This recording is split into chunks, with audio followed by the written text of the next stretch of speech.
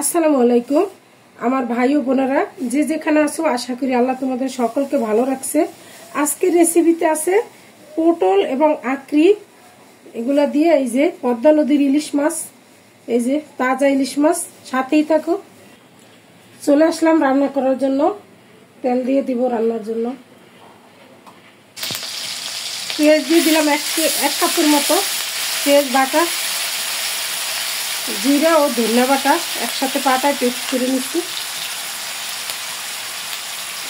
শুকনো মরিচ বাটা 2 টেবিল চামচের মতো দিয়ে দেবো। একটু কাঁচা মরিচ বাটা টেস্টের জন্য।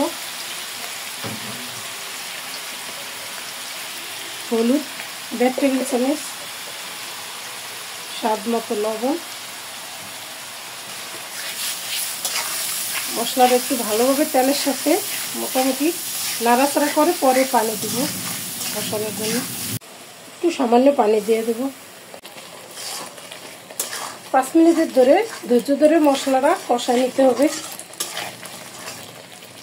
কষানো হয়ে গেছে, মাছ দিয়ে দেব।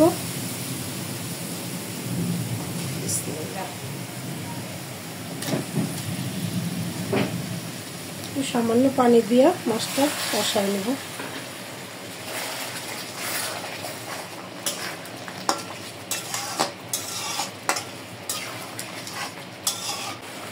আমার মাছটা কষানো হয়ে গেছে, উঠায় নেব।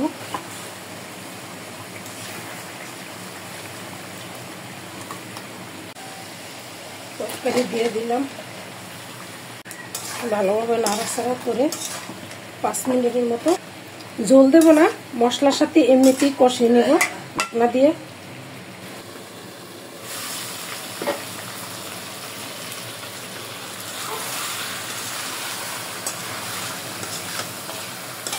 আমার তরকারিটা ভালোভাবে কষানো হয়ে গেছে। এখন গরম পানি দিয়ে দিব সিদ্ধ হওয়ার জন্য।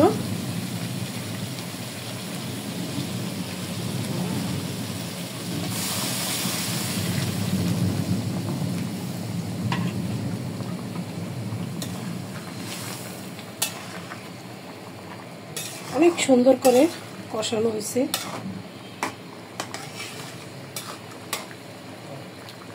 এই পর্যায়ে আমি কষানো ইলিশ মাছ দিয়ে দেব। মাছগুলো একটু হালকাভাবে সেট করে দেব।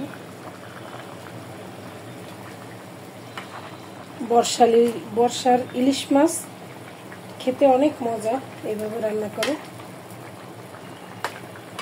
ঢাকনা দিয়ে দিলাম, আরও আমি 5-7 মিনিট রান্না করব।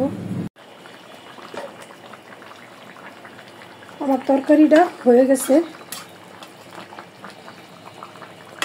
আর রান্না করব না।